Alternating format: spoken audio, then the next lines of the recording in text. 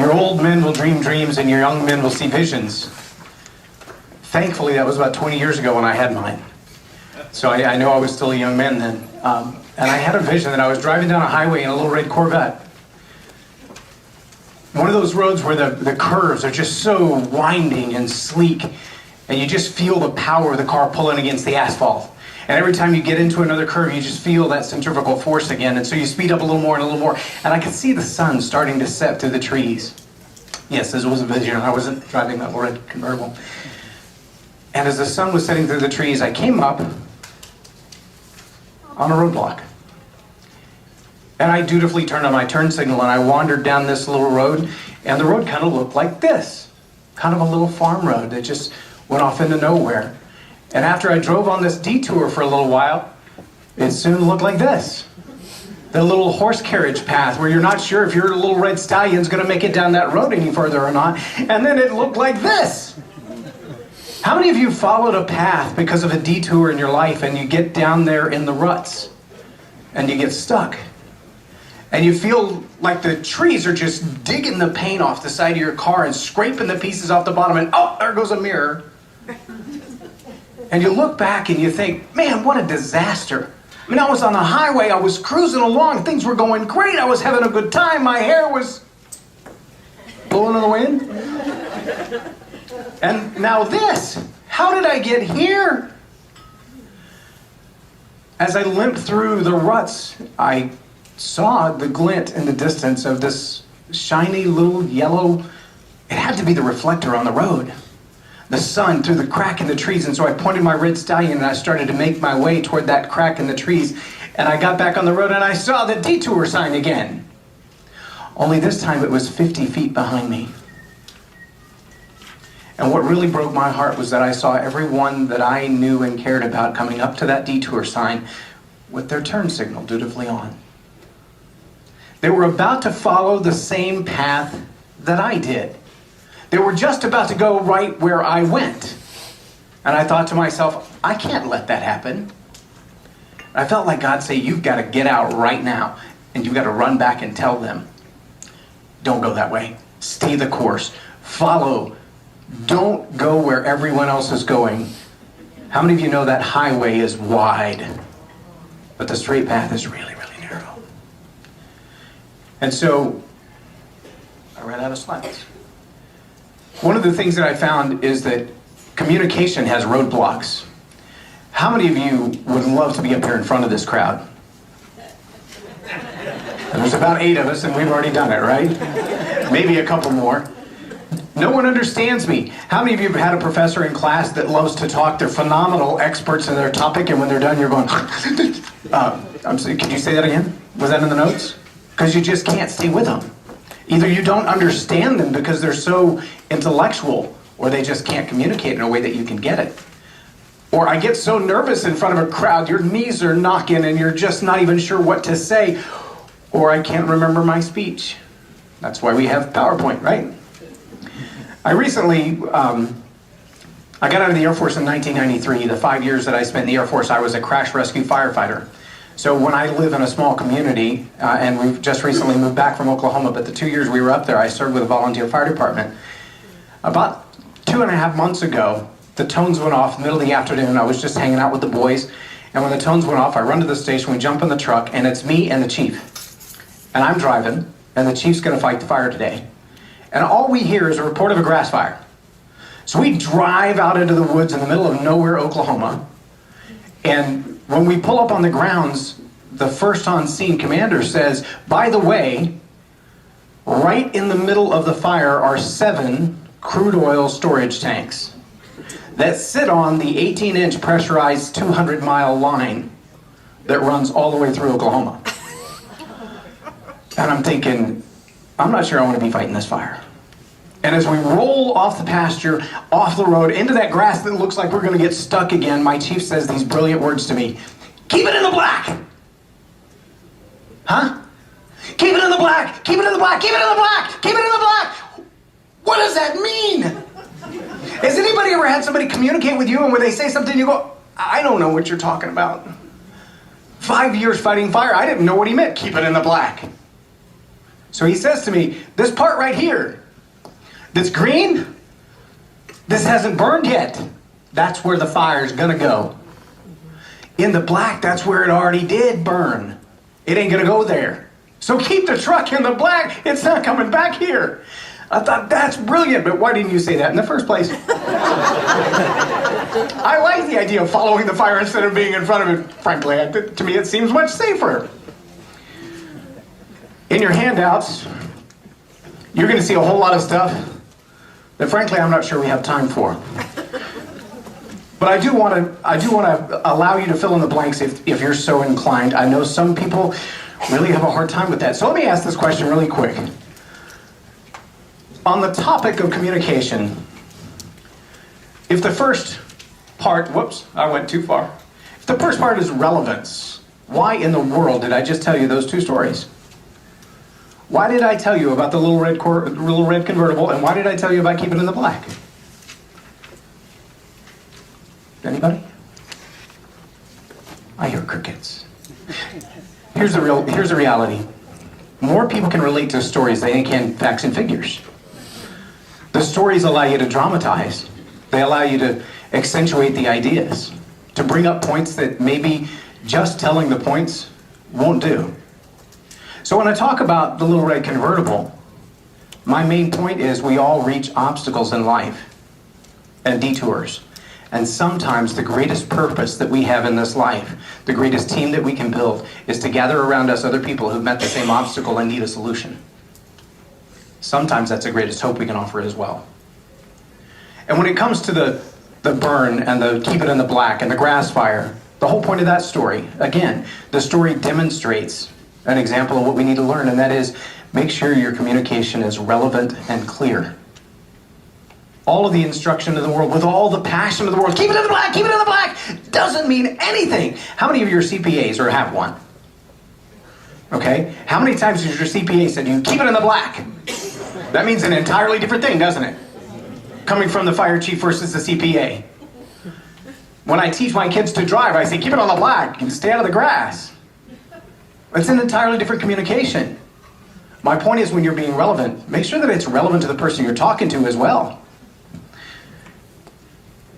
Next you'll see, this is one of my favorites.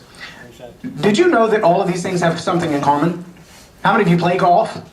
You ever hit a golf ball and when you watch it, it lands, it never rolls uphill, does it?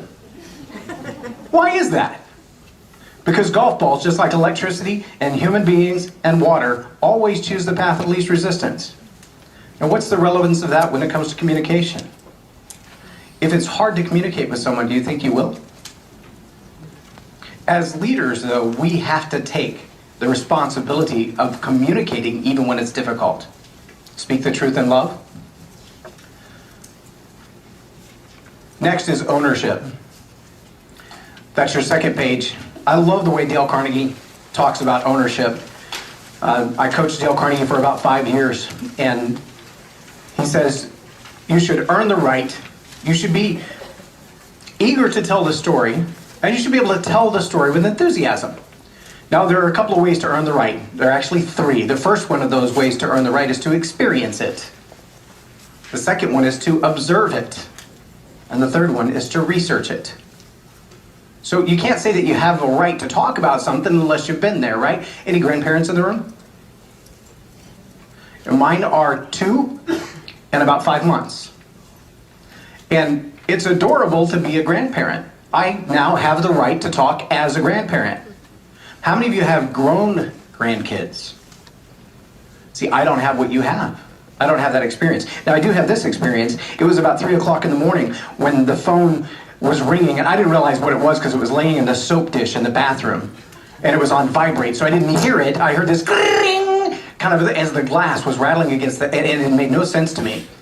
Several times I would just hear it, and it would just drive me crazy, and I would go back to sleep. Finally, it fell off on the floor, and when it crashed to the floor, I realized, hey, that's my phone. I pick up the phone, and I hear on the other end, she's dead. And I said, hello? It was my wife's ex-husband, my oldest daughter, stepdaughter's father. And he said, she dropped dead. I said, what are you talking about? And he said, well, I've done CPR 3 times. He was training to be a nurse at the time. and they've done paddles, and she's in the ambulance, and they're taking her to the local hospital, and I don't know what to do. 15 minutes later, he calls me back, and they said they've got her on life support. She's in a helicopter. She's flying to Little Rock. I left Justin, Texas at the same time that helicopter left Texarkana, and I almost caught him.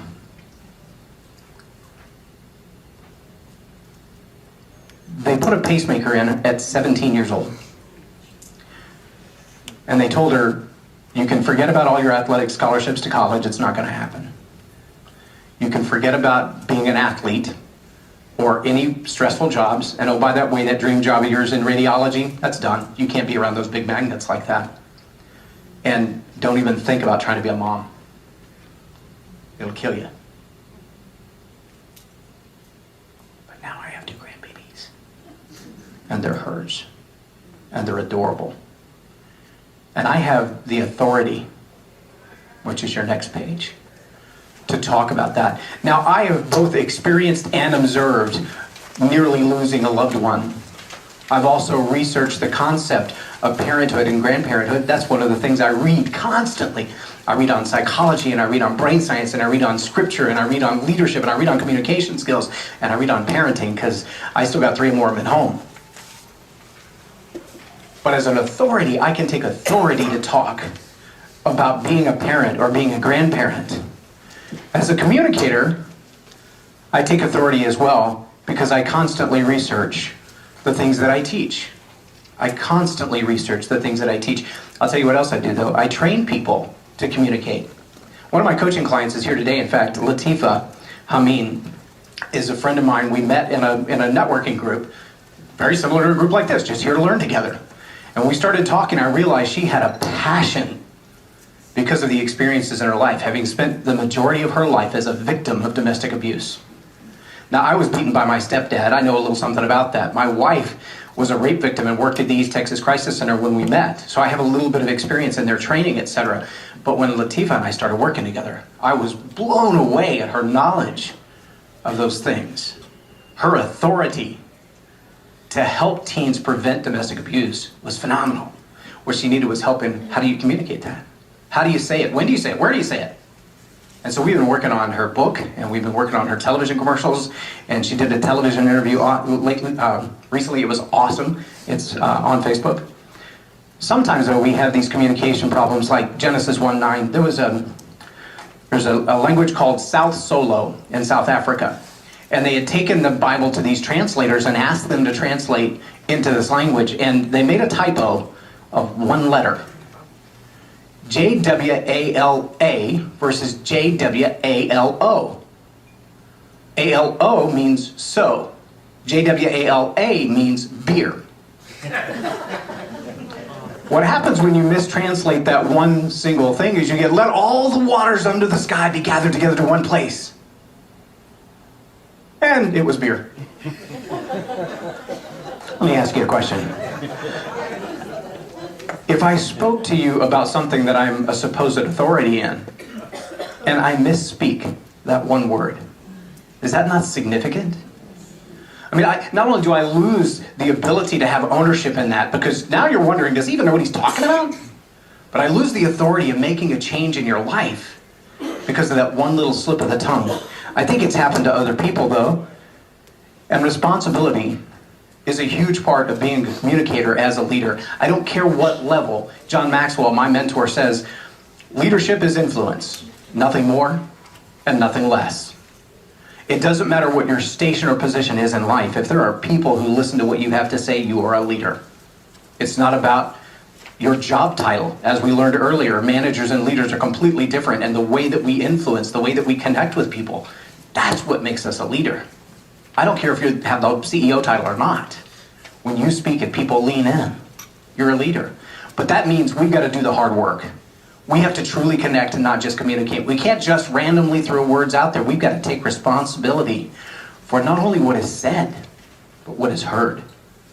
Angela Mayu says people will often forget what you said to them. They will never forget how you made them feel. Raise your hand if you've ever had your heart broken by somebody who said something carelessly. Do you still hold that person in the same level of esteem? Even if it was accidental. It's a big, big deal. when you let little slips of the tongue. People can question your authority very, very quickly. The blacksmith had his apprentice walk in the door, and he said to the apprentice, all right, I'm going to take the horseshoe out of the fire. When I nod my head, hit it with the hammer.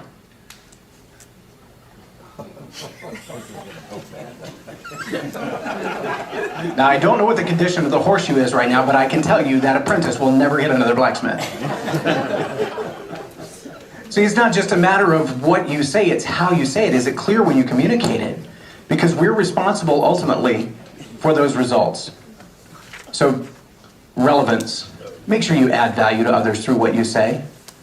If what you're about to say makes you feel good, but it does nothing for them, some words are better left unsaid, right? Have you ever been in a place where a talking head just liked to talk because they like to talk? What they had to say meant absolutely nothing to you. It wasn't going to change your life or make you better. It wasn't going to lead you down a path in any direction. It was just because they didn't know how to shut up. You've all seen that commercial, Help, I Fall and I Can't Get Up. I teach a 4-hour communications class, and you would not believe when I put a 2-minute time limit on people and I say you have to stop talking at the end of 2 minutes. How many people start talking and can't shut up? That's one of the greatest communication coaching things that I have to work on. Ownership. You cannot give what you haven't got. If you haven't lived it, don't tell the story. I recently saw a minister of great renown in a great place stand up in front of, I know, at least 4,000 people and tell a joke. And he said before he started, this is my new joke for the year. My congregation hasn't even heard it. You will be the first. Then he told the joke, and when he finished, he got a decent applause. And before he finished, I turned to my wife and I said, I read that on Facebook yesterday. Exactly the same joke. That's a sad thing as a communicator, to be the authority, to be original, to be responsible for what you say. But own it. I mean, how many of you have stories in your life? We all do. We have hundreds of them. The question is, how do you take those little stories, like, keep it in the black, and make it relevant to the people you're talking to? If you can just find that transition, that connecting phrase, and that call to action, you can truly change somebody's life. Authority.